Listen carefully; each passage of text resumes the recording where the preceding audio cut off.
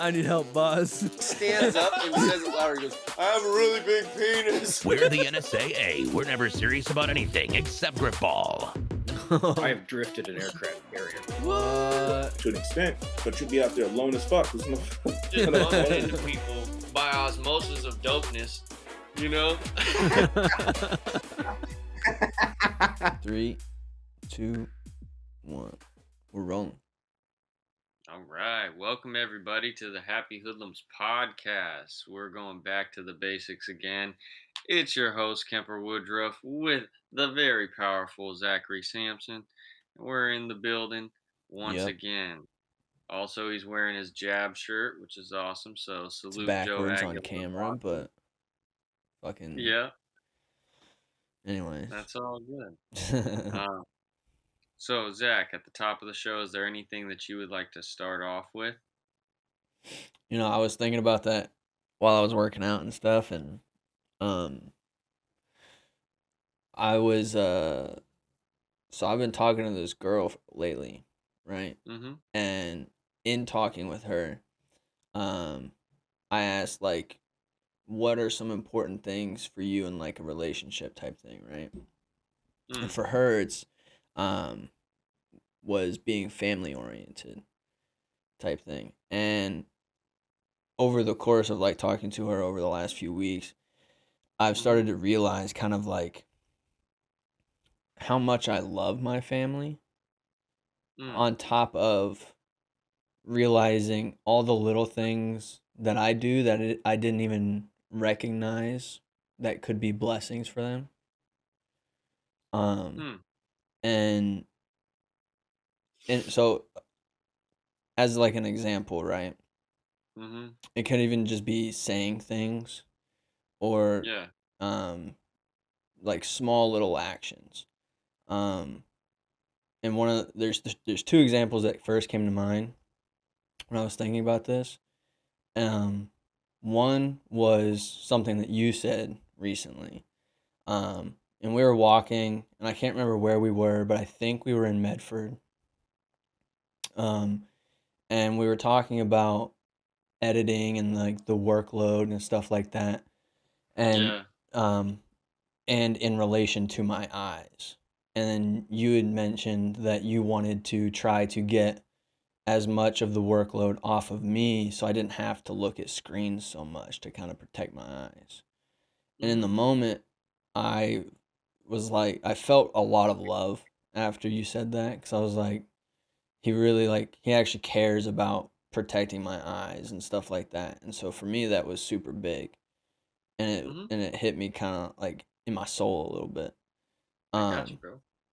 But, and like the other example, which has to do with the podcast, my Aunt Rebecca and my Uncle David, they listen to the podcast, and they live in Oklahoma. And I didn't know that they listened to the podcast until today. What? Yeah, and so, like, knowing that they listen to it is a blessing, and me realizing, like, the podcast is a blessing for them as well, even though it's kind of like a small thing that we do every Thursday. They get to listen to it, and because they live so far away, they don't really get a window into my life very often. And so this is like a little snippet of what is going on in my life, as well as just a little bit of entertainment for them while they're driving or whatever they do when they're listening to it. And so recently I've been thinking about just kind of how meaningful the small things are that you do for your family that you don't even realize are blessings for them. And it's made me realize how much I really do love the people I consider family. Yeah, you know, family is something that you can really take for granted so easily. That's just kind of, you know, to be open with you, as I normally am. Yeah. I was really sad, like, before this podcast, because I feel like I'm good, like 95% of the time, like, I'm really happy. Yeah. But that 5%, when like that weight is just too much for me, like there's like a sadness and like a loneliness inside, that really though I don't know how to handle it other than to find God in that corner of my spirit, like there's a Yeah. spot that you go to just kind of like convene with yourself, and it's almost like you're giving this like pep talk to yourself, and part of you is like, I can't do it, another part is like, you got it. Don't worry, You got this shit. and Yeah. yeah, you know um but in regards to things like Thanksgiving's coming up, and like this is gonna be the first like holiday without my dad and shit, Yeah. and that's just something that like is a strange thing to wrap your mind around, and I can't say that I truly understand what it's gonna be like until I just like experience it and go through it. Um, but in talking about family and the little things that you take for granted, um, I really didn't understand how fucking cool my dad really was, because I was always bickering over like these things that Yeah. I felt he didn't understand about my perspective, you know. Yeah. Although we had like a really good relationship, it's just that was always something where I couldn't get to like that other side of the fence, I guess you could say, where he could come to my side, I could come to his. We couldn't dissolve the fence in the middle. It's Yeah. like there's always fucking some kind of shit, And I think that in retrospect, you know, now when I look at it, there's just so many small, subtle attaboys and kind of like mannerisms and shit. Even the quirky shit, where you're just like, he's fucking spazzing out over there, you Yeah. know? Like, Yeah. that shit is a blessing, We look at it sometimes and like, especially if you live with your family, you can be like, it just fucks with me when you do that. Yeah. But like, it's just such a trip because it's actually those very same little things that kind of like stay with you. Yeah, those are the things that you look back on and you remember them as like, man, oh shithead. It's like, But I've yeah, been doing a lot of looking forward too, though. Like, and it's really interesting that you say that because maybe there's something in the air. Like, I just kind of been thinking a lot about my future because I feel like I've gone through so much stuff between the health stuff, and along with that, I've had a lot of like family and financial stuff. So it's just kind of been everything all at once. yeah, And just reassessing my life and like what I really, really, truly want from myself. Um, like, and I'm realizing more and more, it just boils down to that feeling of not only happiness, but to just be present in this moment and feel so all right that I don't need to know anything else about what's going to happen in my life. I don't need to understand anything of what's going on. yeah. Just beyond trust, just knowing that it's good, because trust is so conditional, right?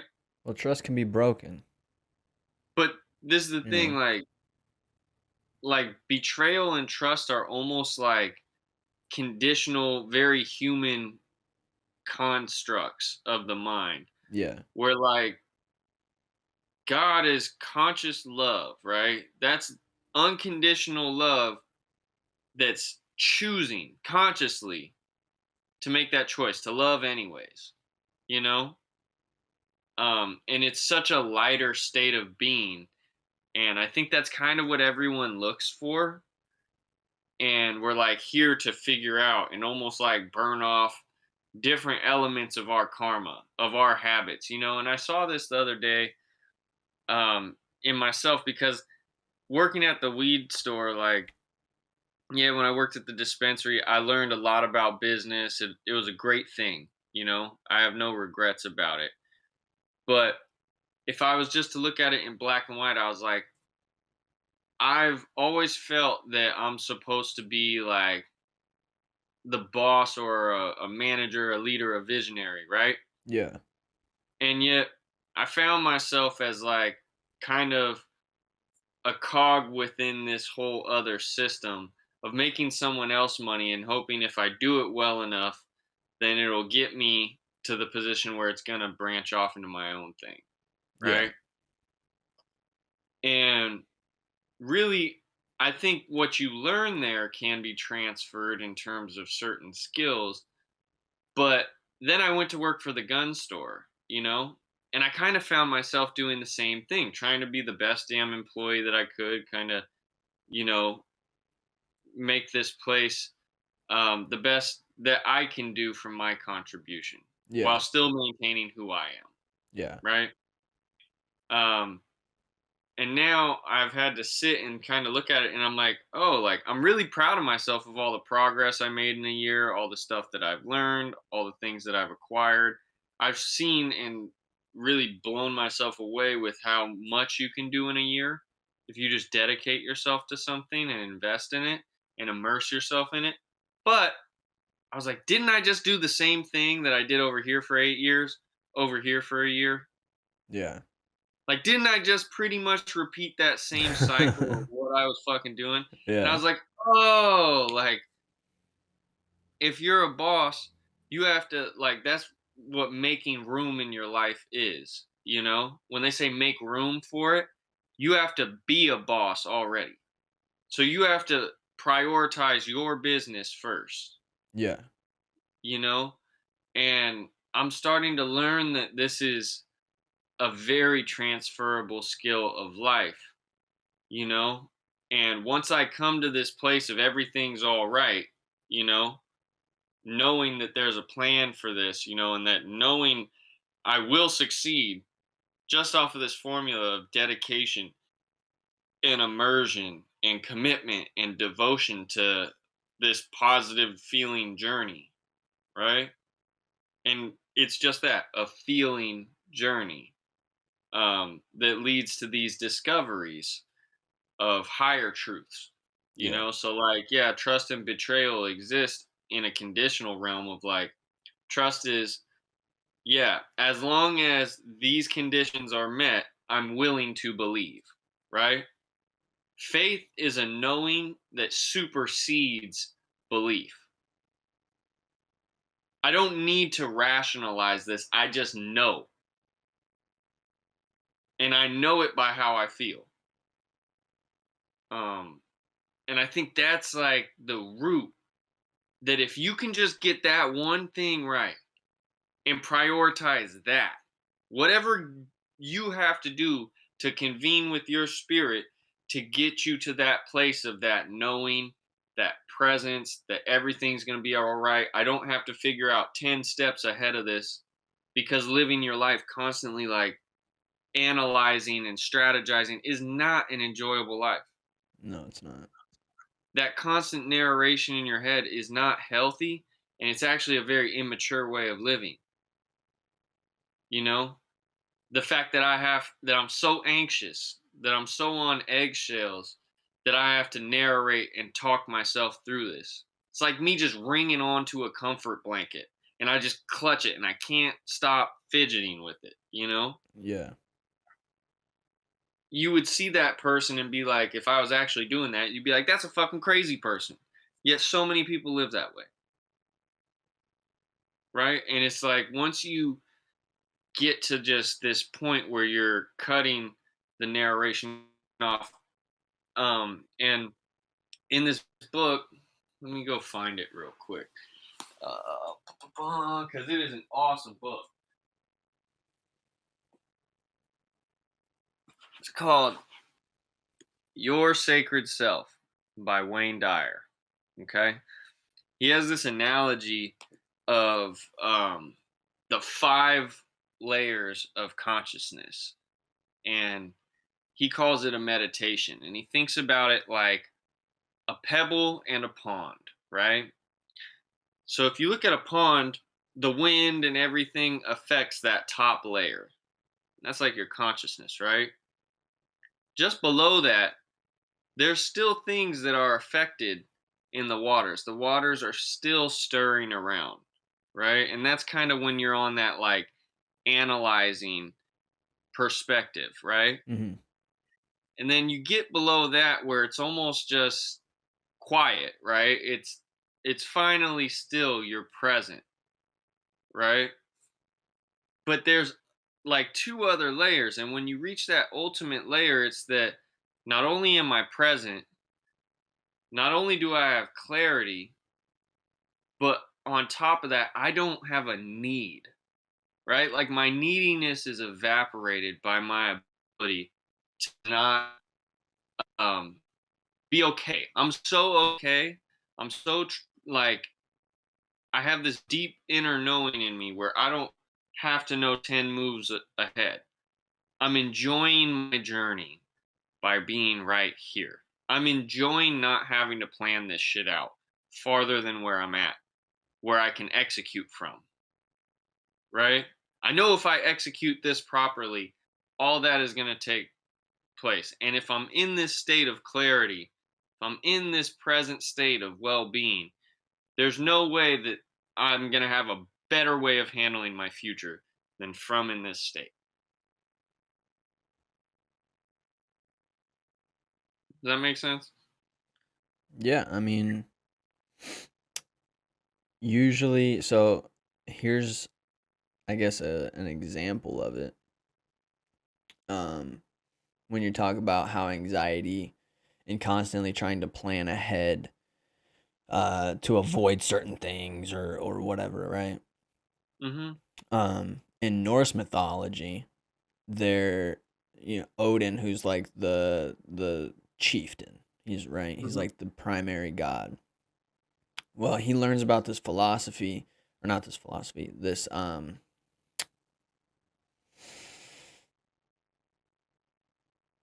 I like where this is going. I forgot the word. That's okay.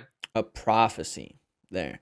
He learns about this prophecy where he is going to die by a wolf, essentially. Right? And because of his constant fear of death and stuff like that, he kills all the wolves around. He captures them and sends them and all this other stuff, right?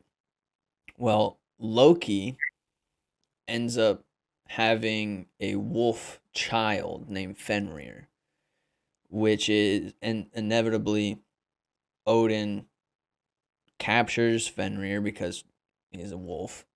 And he has to, because Fenrir is so strong and he's massive, he's a massive ass wolf. He has to trick him and trapping him and stuff like that. And Odin's a raven, right? Odin has ravens. Okay. He has 2 ravens that scour the earth and report back to him. But Odin's a dude. Odin's a dude, yeah. Okay. And so he tricks this wolf and traps him and comes up with this elaborate plan because of, his anxiety about dying to wolves. And inevitably, what happens is that wolf ends up getting really he develops like a frustration and words are hard today, but he basically develops a hatred for Odin because he trapped him and imprisoned him, right? Okay. And then the prophecy comes true in Ragnarok, which is a thing that happens when Asgard is destroyed, and then a whole new form of what Norse mythology gets created from the living gods that remain, right? Well, Odin is supposed to die to Fenrir, and that's the wolf that kills him in the stories. Okay. And had he not been so consumed with imprisoning and getting rid of all these wolves, he would have potentially been able to negate that prophecy by befriending Fenrir or doing something like living more in the moment, where it's like, hey, this is a potential like ally here, rather than seeing him as an enemy. So it's kind of the same thing where it's like he was constantly just trying to avoid certain things happening in his life and trying to plan all of this out, and then he ends up dying because he tried too hard. Yo, okay, that leads me to the next thing. So I've been listening to speeches from these like devotees of Yogananda. What is So Yogananda? the autobiography of a yogi. So Okay. Yogananda is actually who brought yoga straight up to like the Western world back Okay. in like I think it was like the tail end of the Great Depression. Okay. He started in Boston, I believe. And he developed this organization that's still around. Yeah, it's founded in 1920, and it's called the Self-Realization Fellowship. And there are some of the greatest talks in here about living a life devoted to divinity, and I've just been watching some of these, and in it, Yogananda says something that was really interesting. And he said, when you love God with all your heart, like when you truly commit to loving unconditionally, like making a conscious choice to live the same way that, Jesus lived, the same way that God sees all of us, God knows that we're doing fucked up shit, and he gave us the free will to do it and chooses to love us anyways, right? Knowing that this karma, this loop in our life, will bring to us both sides of this situation until we get clarity to choose differently, right? So, a good example of a karmic loop would be like you kill somebody, right? Yeah. You are inevitably gonna experience death. You will either be killed in this life or in another lifetime, right? Yeah. And, and you live through many different experiences that bring you to this level where you dissolve out of your being, of your spirit, of your consciousness, right? All of the negativity that separates you from being one with the true consciousness of God, which is choosing unconditional love despite any condition, right? And once you reach that plane of existence, right, you're then able to move out of this dimension and into another dimension, right? And he says that when you love God with all your heart, he dissolves your karma.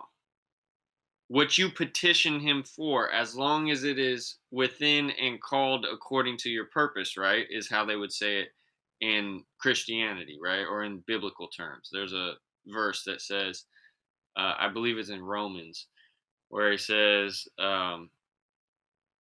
all those that are called according to his purpose and, love God with all their heart, all good things work for them that love the Lord, right? Who are called according to his purpose. So once you find your purpose, right, which could be different from life to life, right? And you start living and asking for things within that purpose that are good things, right? It starts to dissolve away that norma and just start these new patterns. You don't have to live out that experience. You've superseded it by becoming in that um, willingness to love consciously. And so you start looking at yourself the same way that you would look at other people. Because we talk about unconditional love for other people, right? Yeah. But it's so rare that we talk about unconditional love for the self. That was actually something I was wanting to talk about too was self-love. Because, and I've preached this for a couple years now. If you can love yourself, you can love everybody, right? And for me, I used to basically just do the bare minimum to keep up with myself, right? Got a basic haircut, it'd be a buzz cut all the way around, same length, everything. I didn't eat like dog shit all the time. I brushed my teeth, I showered. That was pretty much it, right? And then I started to take a little bit more interest in how I look for myself, because I realized how a good haircut and trimming my beard a certain way makes me look. It changes your entire head. It can literally change someone's complete physical appearance just getting a good haircut. And that was one of my first forms of self-love was just getting normal haircuts. And so what I learned is that when you feel good about yourself through self-love, you have the confidence to give more to others. And that's kind of like the whole, if you love yourself, you can love other people even more, because you're not so reserved and you're not trying to protect yourself all the time. Yeah. I think you touched on something and said it really well with confidence in loving others. Yeah. Right? And that's really what I mean, how faith supersedes trust. Right? Like, trust has all these conditions. Yeah. Faith is like, bro, even if you fall short of that shit, I fuck with you. I literally told one of my friends last night that we were talking. I was going to bed and I was like, I love you guys. And he was like, and playingly, he's like, fuck you, I don't love you. And I'm like, I don't care. Like, I still love you, bro. Like, what? Who cares? But I was just like, yeah, fuck you too. But I still love you. And I mean, I had I had a conversation about love. I can't remember who I had it with, but I was talking to someone. And I was like, I just love everybody. And they were like, well, you gotta be careful about who you love. And I'm like, well, that's not necessarily true. Yeah. Because there's levels to love. And if you understand the levels, you can understand how to properly put people in those certain levels of love. Right? And I broke it down. I was like, when you're at work and you have coworkers that you like, as long as they're not assholes to you, you love them to a certain extent. Like, you don't want something bad to happen to them. Even if they're an asshole, you don't really want something bad to happen to them. And so like that's the base level of love, is like just their general love for human beings, is just not wanting something bad to happen. I see you getting ready. I see you loading up, so say it. I was gonna say, I think you can lovingly, I don't want to say like reprimand somebody, but you can check someone with love too. 100%. Check someone from a place of love. Yeah, with elegance and grace, you can let someone know that what they're doing is fucked. Yeah. Yeah, you can definitely do that. And so like that's the base level of love, right? It's just like the general love for human beings in general, because most people don't want people to die, right? Then you have your friends. These are just your acquaintances, not your close friends. So your friends, the people that you would check in on from time to time and talk to them and make sure they're cool. And when you hang out, you enjoy it and you make great memories. The next one is your close friends. These are the people that you've put stake into, right? These are the people that you want to have in your life constantly, right? So for me, that's you, that's Josh, it's Miguel, it's Craig, right? These are the people that you have confidence in, the people that you're willing to share vulnerable information with, the people that are willing to share the same thing with you and be willing to have those vulnerable moments. And then you have your family, which can also overlap into like the close friends relationships, right? The close friends love. And then above family is your significant other, depending on how you want to rank it. You can put those side by side, I guess. And then the next one would be your children. Because every parent I've ever known has said that they love their children more than anything in the fucking world. And that they would do it.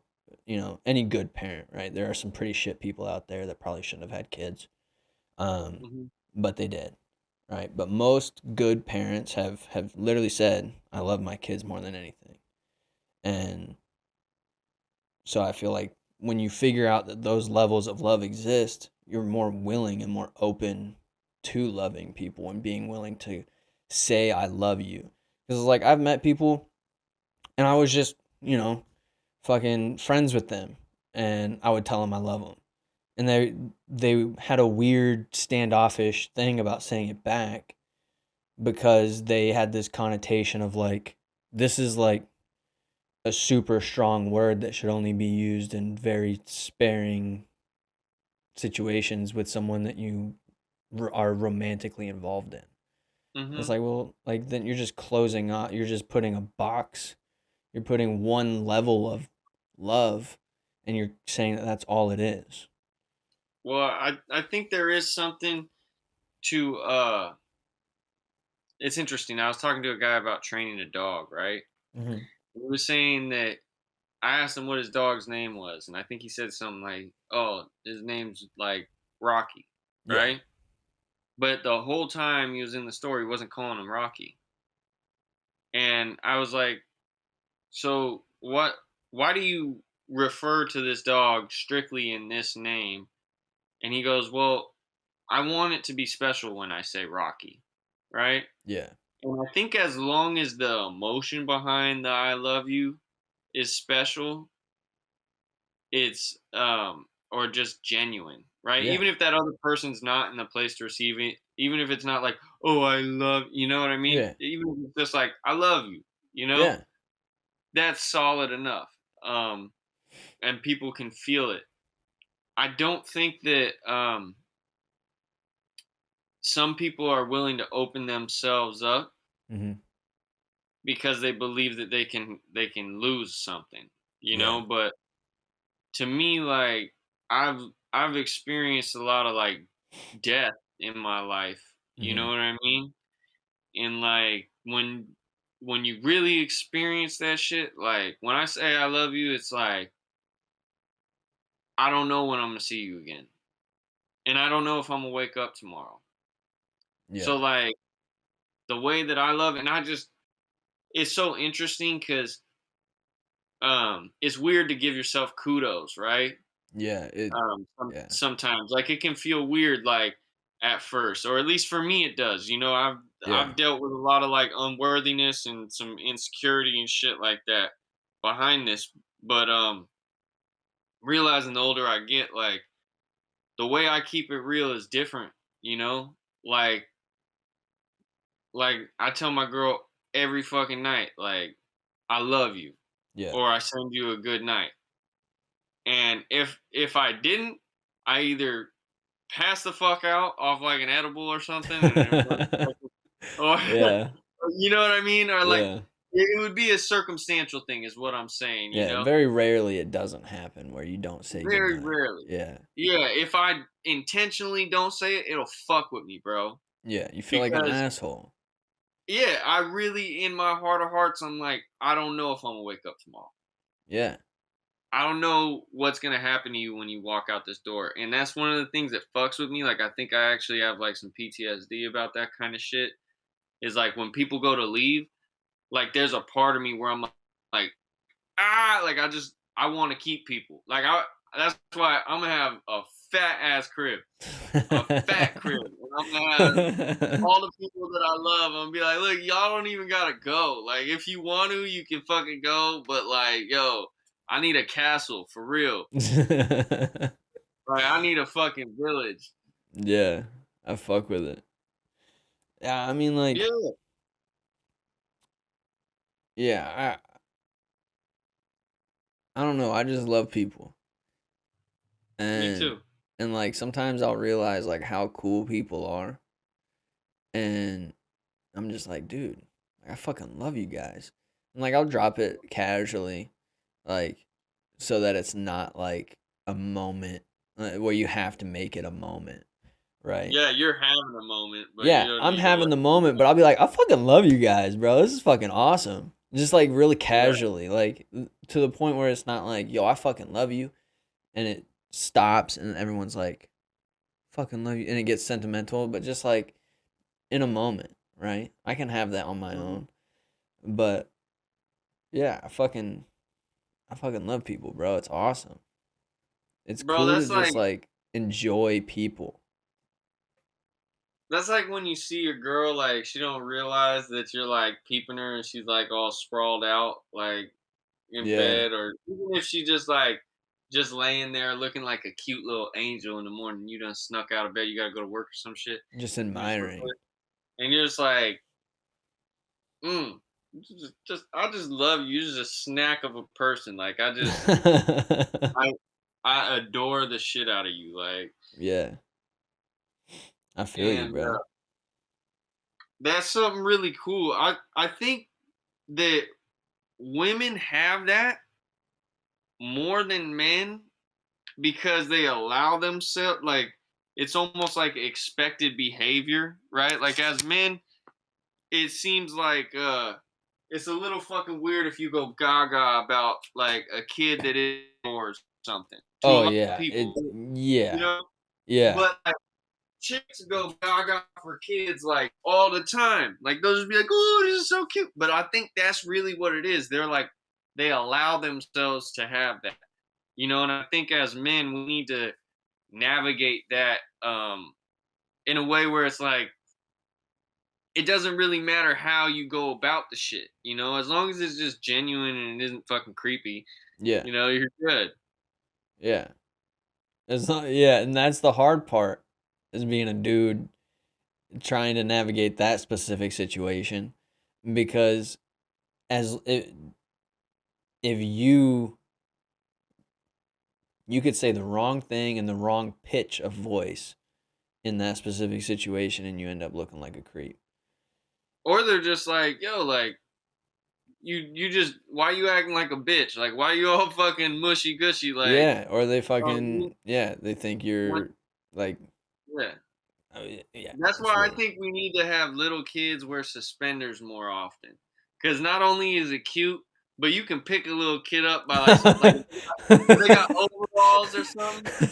like a Like, fucking fucking duffel bag just yeah, poof, and just come on, oh shit. and be like, I love you. Like I think that's how it was back in the day. It was just people were wearing more fucking overalls. Like if you were to pick up a dog by the scruff or something and just fucking Yo, my stepdad, right? yeah. Reno, when he was living, he lived way north in Canada, um, like way, way north. And when his dad and his uncles would be working in like the shop and stuff, Yeah. in order to keep him safe so he wouldn't hurt himself running around, they would just nail a big ass nail in the wall and then hang him on the wall by his little overalls, and he'd just be chilling, Just just looking around. watching in his overalls. And I was like, that's fucking genius, but it's hilarious when we think about it, you know? Yeah. It's like that's dad parenting right there. Yeah, that's dope. It's like Jordan Peterson, he's a psychologist. He has Yeah. this saying, don't stop kids from doing dangerous things safely. And that's like Mm, a good example of it. It's like who hangs their fucking kid from a nail with overalls on? But like that's literally the definition of dad parenting is doing dangerous things safely.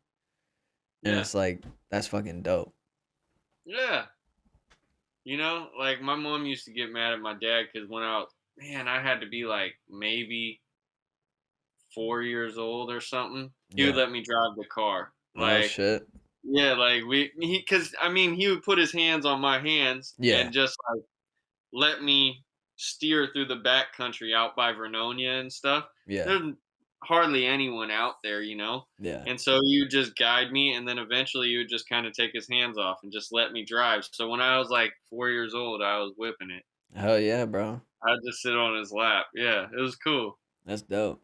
I Yeah. remember this was probably, I mean, this wasn't supervised. Um, and, and I don't, Dad's got it out. Okay. yeah. And well, I get here. This is a different story, similar circumstance. Okay. We used to live in this brick house in Oklahoma. I was younger than 6, right? Mhm. And my dad worked for this guy named Pete, and it was his house that we lived in. My dad was working on his farm or whatever, his ranch or something like that. Mhm. And we had to feed this big ass bull that Pete had. And Mhm. so my dad would drive the truck. Me and my brother would be in the back of the bed pushing hay bales out of the truck as this bull was chasing the fucking truck. And it was Yeah. it was something that I fucking remembered, and it was awesome. I was like, I remember seeing this big ass bull just boom, boom, boom, just chasing the truck and shit. It was fucking awesome. Yeah, that sounds awesome. Yeah. The unsupervised story, which my dad wasn't there for. We were at a different house. It was, I think, my great grandpa's house. Mhm. But he had a bull too, and he had this big ass barn.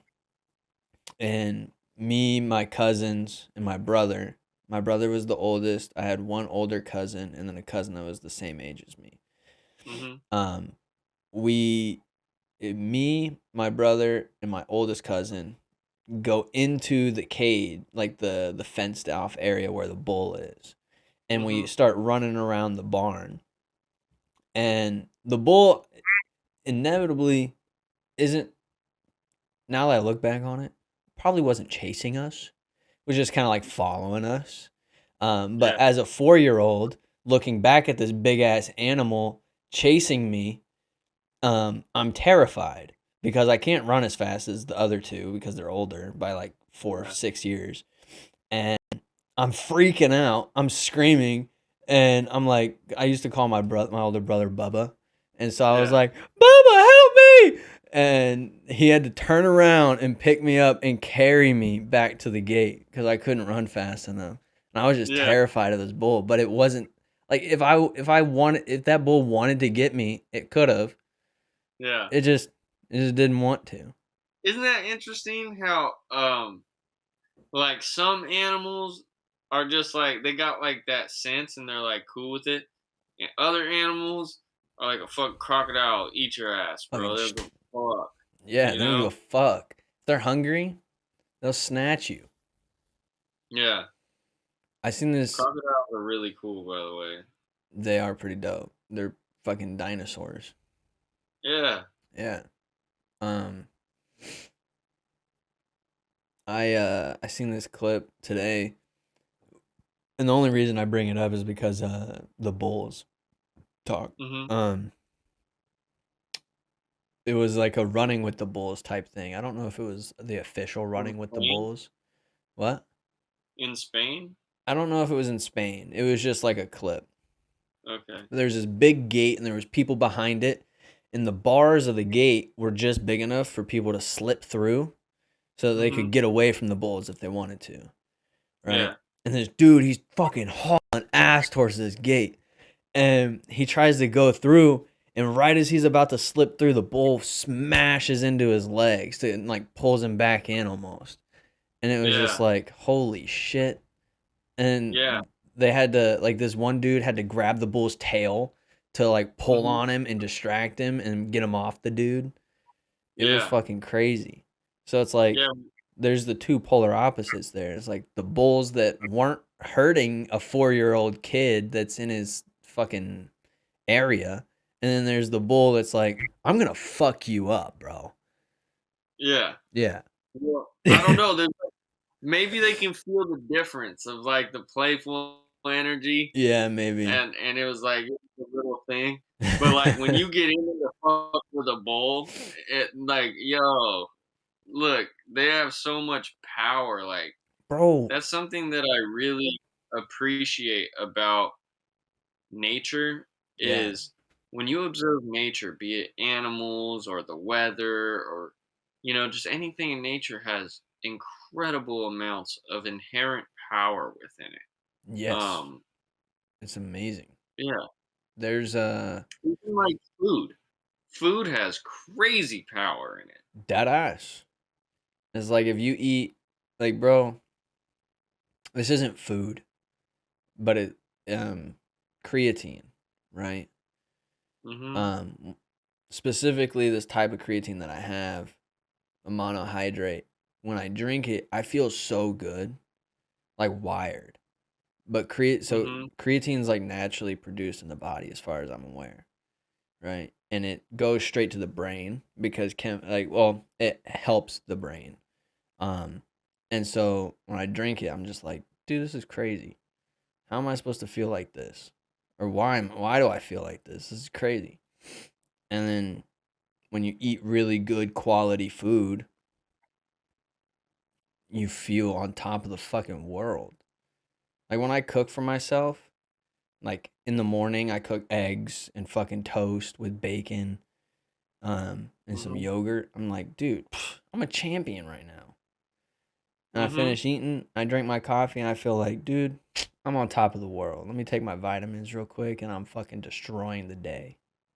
Bro, you have a bacon, egg, and cheese bagel. No one can talk shit to you. No one. Like, you already won. It's fucking 7:30 in the morning, and I'm fucking winning over here. Yeah. Like, what'd you have for breakfast? Bitch? Fucking frozen breakfast burrito? Yeah, okay. Yo. I used to pull up to Jamba Juice and get, like, the acai bowls, and they're just stacked with fruit. Fuck yeah, and I'm bro. like, I so can't wait to go to, like, other countries and experience, like, what breakfast is like and all the other, like, foods in their, like, actual spot of origin. Excuse me. Like traditional food from that location. It's like that's been one of the biggest things. Like when I was growing up, I would always tell people, I was like, if I were to ever to go to a place like China, right? I wouldn't want to go to the fucking cities to experience the culture. I'd want to go to like some, not necessarily the backwoods, but I wouldn't want to go to like the smaller places where the culture, the real Chinese culture is still preserved type shit. Bro, I want to go to all of it. I don't give a fuck, son. I'm pulling up. Maybe it's just because I'm not a city person. Like, too many people freak me out. But no, I there. But on the other side of it, like, bro, I like it all. Like, yeah, I'm one of those people, like, bro, I don't care if it's raining. I don't care if it's snowing. You know what I don't fuck with? The wind. I'm too skinny for the wind. The wind will fuck me up. But, yeah. Just blows you around. Other than the wind, you know what I'm saying? Like, I'm down for the weather. I've noticed this shit. I'm like, I need to start working out again. Plastic bag floating through the wind. Fuck, bro. That skinny shit don't work in the wind. Gotta be grounded, bro. You gotta lock yourself in. I want to do a squat. I'm walking like Yosemite Sam over here, just fucking trying to figure it out. You're in a whole vertical lean. You're fucking. Oh, I was talking more about the cold, but yeah, I ain't never experienced no fucking Nordic winds. Have you ever seen that? People be getting blown all around the street? Yeah, bro. They're bro, you know how mad I would be? I just went fucking Christmas shopping. I'm trying to get home with my bags. Fucking, I'm just fucking. You got your bags in your hand, and then you just all your shit's everywhere. Yeah, you think you're good. Like, I got my feet planted, but the rest of you looks like one of those fucking things on the edge of the car lot. A flappy inflatable and balloon man. Oh, fuck. Good one. You're solid. Yeah, that was a good one. All right. Oh, fuck, man. Yeah, man, but I don't know. I think overall, these moments that we have, are as special as we're willing to allow them to be, you know? Yeah. And if you can take it to that like most simple level in the paradox of this universe, it's like when you get on that simple level of just appreciating and being present, it's like all the layers start showing up. Like it becomes complex the way you appreciate things Yeah. because so many there's layers underneath things. It's almost like when you're chewing food. Like if you just chew it too fast and you're listening to music and you're talking all at the same time, it's not the same as like if I just sit and I just chew and allow this to ruminate and really think about it, like and feel the different textures and how things blend and Yeah. each like layer and how it highlights the flavor when it comes on. Like, bro, there's a whole other dimension under there that it's like you're not even consciously aware of, you know? Yeah. And I guess that's just another small thing that people take for granted is fucking how food is just awesome. And I think more than anything, it's like everything's a reflection of how fun it is to create something, Yeah. right? That's why they say like we're made in the image of God. Like the truth of that is like as you begin to observe and appreciate and use all of your senses in accordance with like your spiritual nature, Mm-hmm. right? And that spiritual nature comes to the forefront, you realize it's fun because this is a creation, and every creation is a reflection of an aspect of God, right? Yeah. Because it's either an aspect that's more full and like positive, right? Mm-hmm. Or it lacks that positivity and it seems um like contrasting to it. But if you didn't have that shitty thing at the buffet that you don't like to eat, right? Yeah. In a sense, like every now and again, eating something shitty in the pursuit of eating something good is a good thing. Yeah. I can Like fuck the with that. less, yeah, like the less frequent that shitty meal gets in between, the more enjoyable your journey is. But if every single thing that you dove into, um, on like off the rip, you were down for it. It was like the first time I ate kimchi, right? Mm-hmm. I was like, I don't know about kimchi, right? I still don't know about kimchi, Yeah. bro. Like some kimchi I fuck with, some I don't. But it's one of those things where it's like it's cool that like I was so in my head like turned off by this just because I'm a texture person. There's just a Yeah. lot of shit, you know? But I was like, over time, after dabbling with it, I'm like, I appreciate this thing for what it is. You know, like Yeah. it doesn't have to be what spaghetti is to me, Yeah. right? Yeah. Yeah. I can just fuck with it for what it is, you know, and what it isn't.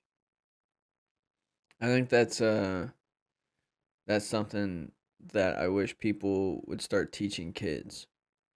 Because like we as a kid, I remember having preconceived notions of what something's going to taste like, and before I even taste it, I'm like, I don't like it. And so it's like you with the kimchi shit, you're basically just saying I'm not going to like this because it just doesn't look like something I'm going to like. And it's like, Well, well, you don't know that you're not going to like it. also, it's like, yo, you pair kimchi right, you might fuck with kimchi, son. Like, Yeah. for real, It's like like you just do it with the right shit. it wasn't good by itself, but like you put that Korean barbecue pork over here with some rice with the like green onions on it, like oh my goodness, kimchi Yeah. just got a whole lot better. Yeah. And it's like people need to, I guess, start experimenting with shit and mix stuff together and make great, cool shit. Be in the Some moment with people food will or and life. some people won't, bro. Yeah. And that's just the cool part about it. Like I don't need you to do it. I'm gonna do Exactly. it. Dude, You know, and that's another thing. Is like this is gonna be off topic from food. okay. But in this, so people for whatever reason always have like a big concern with what other people are doing with their lives, Mhm. right? And in my mind, I tell them, I'm like, well, is it hurting anybody? Does it really hurt anybody what this specific person is doing? And I guess the best example, right, is like being gay, right? And Mhm. I've got Christian family, I've got Christian friends who don't necessarily believe that it's okay to be that way, and they have certain Mhm. feelings about it.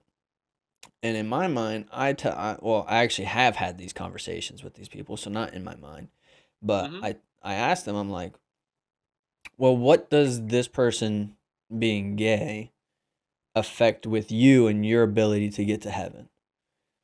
It doesn't So realistically. what? They like wieners, dude. Yeah, Like it so doesn't what? matter. They They just love they differently. like to They think fuck. men are beautiful. So what? Exactly. And so in my mind, I'm like, okay, this doesn't really affect your ability to get to heaven because God's not judging you on how many people you turn straight. That he's judging you on how many sins you commit. And hating someone, is that not a sin too? Like hating people? If I feel like that's a fucking sin as well, and if it's not, it should be, right? Well, Um, yeah, they say love thy neighbor as thyself, right? exactly. Love you as I want to be loved. Yeah. Um, Yeah, yeah. and so it's like that doesn't make any sense to me. But on the Mhm. other hand, when it comes down to like, yo, these people just want love, it's like, well, I mean, something's better than nothing, right? And would you rather them be alone and fucking hate life for the rest of their life? Or would you Yeah. rather them be with someone that they find joy in, regardless of, like, you're not in their bedroom? Yeah. Like, get out of it. It's not your problem. Mhm. Like, if hell does exist, that's their issue. Mhm. And if that's where they're going, that's not your problem. But I don't believe that that's what's going on. It's like you should still love these people for who they are, because not only did these things happen naturally in the brain, right? Or in the psychology of however that works, but it's not just isolated to human beings. This Well, same type of thing goes on in multiple different species. I think where the line gets screwy, where the miscommunication is on this, right? Yeah. Is that you're talking about like hell, right?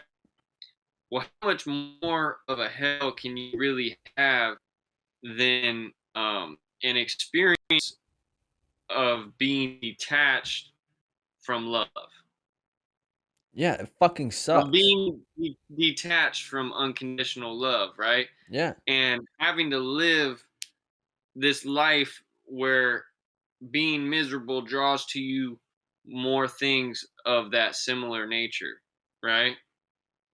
Until you learn how to love, right? And so for someone who may be coming down on someone who's gay in the name of religion, right? Hmm.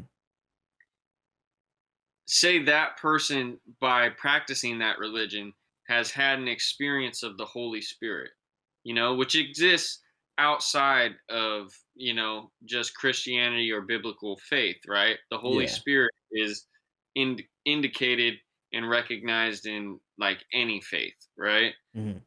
Because it's this experience of God within your spirit and the interaction and the conscious understanding through this visceral experience of the presence of God within yourself and you being a part of that, right? And so if this person has lived their life and um, by living by biblical creed, or experiencing the Holy Ghost by going that way, right? Their understanding of this person living the way that they are is skewed, because they think that this is the only way to experience that Holy Spirit, right? Mhm. So really underneath it, I don't think it's as hateful as people make it out to be, and as personal as it is, right? Cuz I can understand on a human level it would be like, "Oh, what the fuck are you talking about? You just fucking saying I'm wrong for the way that I love?" Right? Yeah. It's counter to everything that you're trying to get at, right? And that's where I think it gets kind of screwy. Is like one if you can kind of like debunk this and look at it as it's like in screenwriting, how they say nobody is the villain of their own story, Yes. right? Like even the bad guy is trying to do something that's like good in their eyes, right?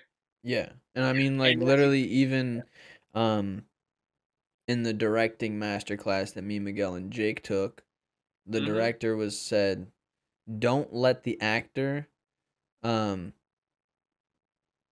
talk down about the character. Don't let them think that they're the bad guy, because that's not how, because then that'll affect how they act. mhm. They'll act like a bad guy when they're supposed to be acting like someone who's really dedicated to this specific thing, even though it's portrayed as bad.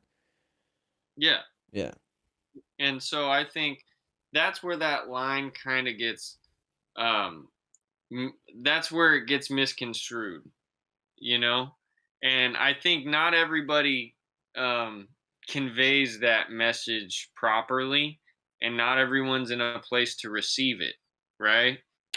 And I think if we go about it differently, Mhm. there's a better way to do it, um and to say what you're really meaning, right? And I think there's an ignorance that we have in terms of uh, rituals, right? Like you can perform a ritual and not touch God. Doesn't matter if you did it if that spirit isn't right. If it's not conscious, unconditional love, it's still a step below the Godhead experience, And to that extent, you'll feel the disharmony of not being whole. And everyone just wants to feel whole. Yeah. And that's why when you recognize that Holy Spirit as yourself, within yourself, you then can see it in all other things. They reflect that wholeness to you. It's an inside thing that then turns everything outside into a reflection of that. It's kind of like this, right? So, dig. Um, have you ever been like daydreaming and you just kind of get caught up in this daydream and it's like, wow, that seems so freaking cool, right? And you feel so inspired by it. And Mhm. it's just you're full of life thinking about this daydream. Then another aspect of it kind of evolves and unfolds and you're like, that would be so cool. The third thing comes, oh, that would be even more awesome. And it's just like this peak is going up, up, up, up, up, right? Yeah. And that's all from inside yourself. And then you try to look outside and add another activity or aspect to it, but it's like forced. It's not organic, right? Because you're trying to take the outside to justify the inside thing. Mhm. And it's almost like that daydream loses its luster, right? It's like you had it, but as soon as you tried to grip it, it just slipped away. It just vanished, right? All that joy. And Yeah. that's because you're trying to justify this internal thing that then showed you something external, right? This is an insight, an inspiration, something inside that then manifests outwardly, right? You tried to take an outward manifestation and put it inside yourself as a justification for this. Mhm. This needs no justification. This in here is why everything that we see exists. it all came from one of those insights, one of those inspired ideas, you know?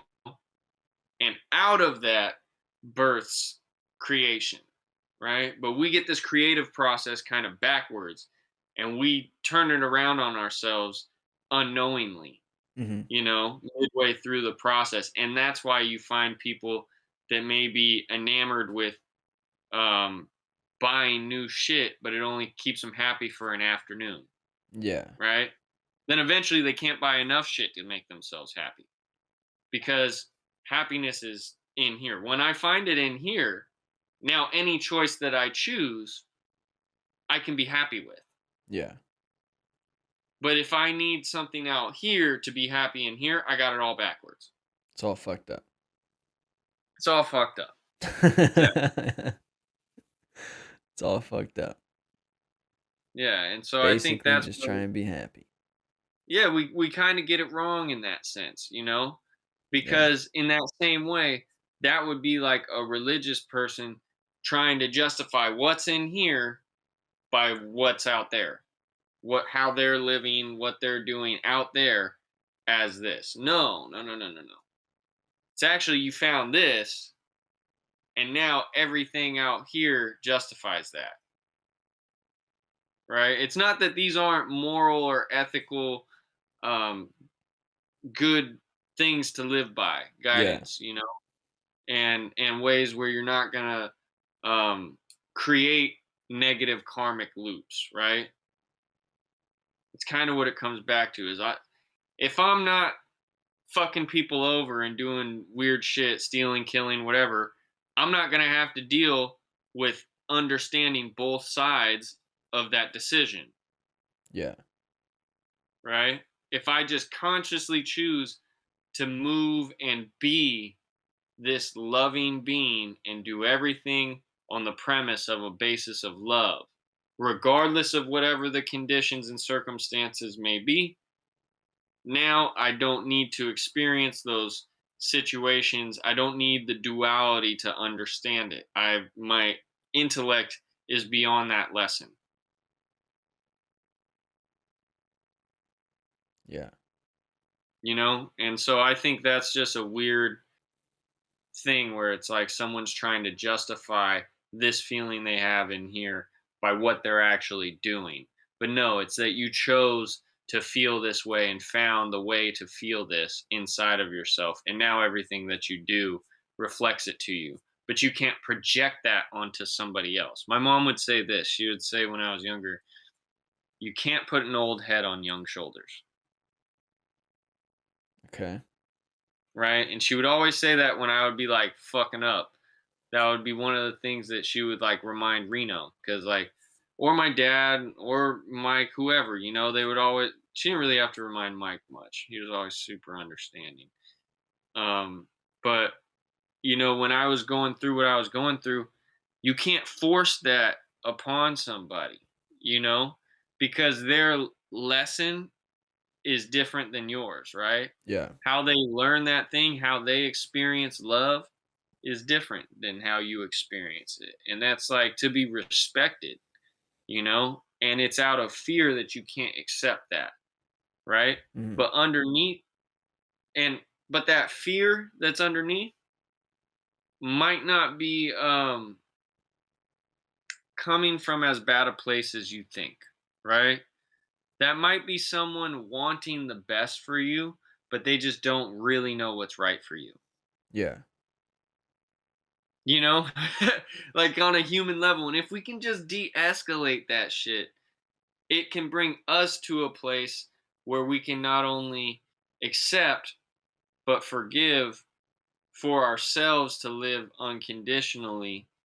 And that way we're not a slave to this construct, right? I think simply it just comes down to people being more willing to love each other regardless of what the fuck they're doing. But I think this is why when I said earlier in the podcast about checking someone with love, right? Mm-hmm. What that really is dismantling this construct that they're a slave to. Like Yeah. if they're trapped by this thing, it's a way of doing it and telling them and giving them through the example and the experience of unconditional love, regardless of their situation. You know, I can give you this truth in this game, and you might not even recognize it right now. Mhm. But in time, you're going to come to recognize that shit and be like, oh, word. Okay, I see what they were talking about there. You know? Yeah. But yeah, that's about it. That's about it. I don't know. Are we rapping? Is that I, the end? I think that's a good wrapping point, to be honest, bro. That's a good one. I think we Yeah. ended it properly. You know, we burnt out this thing. You know, religious people don't harass gay people. Gay people don't harass religious people for, everyone wanting the best and just being fucking goofy. Yeah. All I right. mean, everyone inevitably just wants the best for everybody. It's like, it comes back to what I said earlier. It's like, most people don't want bad things to happen to people. And like, Yeah. that's a base level of love. Mm-hmm. You know, so inevitably, if we just realize we all do love each other because we don't want each other to die for no reason, right? For just, Yeah. you know, so Some people are just trapped in the constructs of their own experience, and they're unwilling to consciously choose to love unconditionally, yeah, and that just is what it is. But it anyways, is what it is. you hoodlums, be happy. All right. We're watching you.